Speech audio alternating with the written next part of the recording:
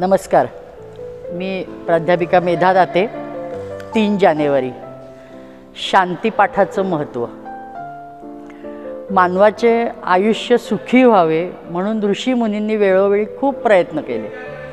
किंबहुना अविरत ऋषीमुनींचा हाच उद्देश राहिला आहे की लोक किंवा माणूस कसा आनंदी सुखी राहील याच्याबद्दलच ते प्रयत्न करत राहिले.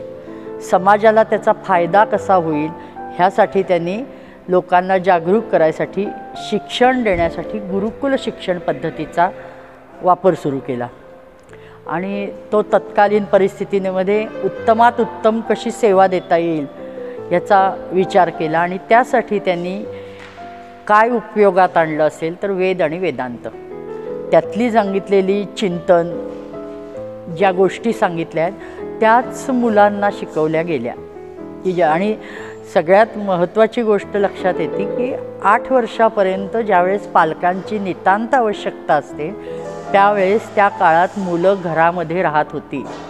क्वचित एखाद्या मुलाची मुंज 5व्या वर्षी झाली असंही आहे. मौंजीबंधन जवळजवळ समाजात सर्व स्तरावर होत होतं. फक्त त्या जानव्याच्या गाठींमध्ये फरक असायचा, कुणाच्या 2 गाठी कुणाच्या 4 गाठी.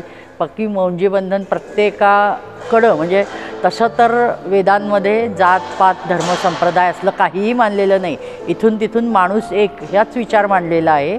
आणि त्यामुळं जो कोणी असेल शिक्षणाला योग्य होईल मुलगा 8 वर्षापर्यंत, जास्तीत जास्त 8 आणि कमीत कमी 5 अशी शिक्षणाची, म्हणजे जेव्हा गरज आहे तेव्हा पालकांपाशीच मुलं राहत होती. त्यांच्यात तेवढं संबंध प्रेम वाढत होतं. हा महत्त्वाचा एक विषय मला जाता जाता लक्षात आला म्हणून सांगितला. आणि मग त्यांनी त्याच्यात वेदांचा अभ्यास त्यांच्याकडून करून घ्यायचे. आणि मग ह्यात वेदांमध्ये, वेदांतामध्ये, उपनिषदामध्ये, प्रत्येक उपनिषदामध्ये शांतीपाठ सुरुवातीला आलेला आहे. हे इतकं महत्त्वाचं आहे की शांतीपाठामध्ये शांतपणे तो मंत्र म्हणला जायचा आणि त्याचा परिणाम असा व्हायचा की मानसिकदृष्ट्या शिकणारा विद्यार्थी हा एकाग्र व्हायचा. जसं उदाहरण सांगते की ईशावास्य उपनिषद, त्या उपनिषदामध्ये पहिला जे काही शांतीपाठ आलेला आहे तो म्हणजे ओम पूर्णमदः पूर्णमिदं पूर्णात् पूर्णमुदच्यते पूर्णस्य पूर्णमादाय पूर्णमेवावशिष्यते. ओम शांती शांती शांती. किती अद्भुत आहे हे सगळं. आजकाल आपण सवंगपणे एखाद्या कार्यक्रमाची पूर्तता किंवा एखादा माणूस गेला की त्यासाठी हा मंत्र म्हटला जातो. म्हणजे त्याच्यातली परिपूर्णता किंवा त्याची व्यापकता, त्याच्यातला उच्च अर्थ याच्याशी आपला काही देणं घेणं नसतं. वास्तविक हा खूप खूप खूप मोठा विषय आहे. मी व्यावहारिक दृष्टीने त्याचा कसा अर्थ समजावून देता येईल त्याचा प्रयत्न करते, पण तो खूप अवघड आहे. इथे म्हणजे एखाद्या पोत्यातून साखर काढली तर ती पोतभर राहील हे शक्य वाटतं का? नाही वाटत. पण हे ह्यांच्या म्हणण्याप्रमाणे असं आहे की पूर्णातून पूर्ण काढल्यावर सुद्धा पूर्णच राहतं. मग हे कसं शक्य आहे? आणि ह्याला एखादं व्यवहारातलं उदाहरण म्हणजे एखाद्या स्त्रीने एखाद्या मुलीला जन्म दिला असेल, त्या मायलेकी दिसल्या समोर, तर आपल्याला त्या मुलीमध्ये सर्व अवयव जसे आईच्या ठिकाणी आहेत तसेच दिसतात. म्हणजे तिने पूर्णातनं पूर्ण काढलं. ती मुलगीही पूर्ण परिपूर्ण आहे, तिलाही कान नाक डोळे हात पाय सगळं आहे. आणि आईचे मुलीला जन्म दिला म्हणून आईच्यातलं कान नाक डोळे काढून घेतलं नाही आहे. मग हे जसं पूर्णातून पूर्ण काढून पूर्णच राहतं, हा जसा हे आहे खूप क्षुद्र पण तरीसुद्धा सहज आपल्याला लक्षात यावं म्हणून मी साधं उदाहरण माझ्या पातळीवर बौद्धिक कुवतीनुसार द्यायचा तुम्हाला प्रयत्न केला आहे.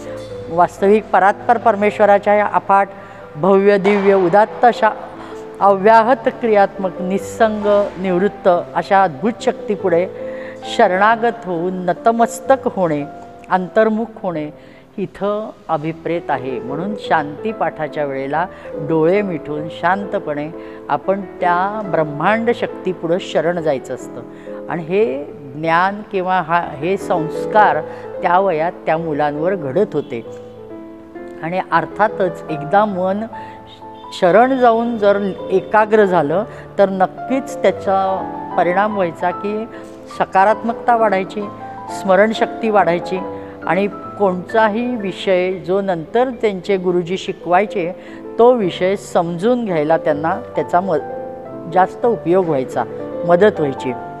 एखाद्या विद्यार्थ्यासाठी किंवा त्याच्या विद्याध्ययनासाठी ही गोष्ट किती आवश्यक होती हे ऋषीमुनी जाणत होते आणि म्हणूनच त्यांनी हा शांतिपाठाचा उपद्व्याप केला आणि शांतिपाठ सुरू करून मग नंतर शिक्षण देत होते.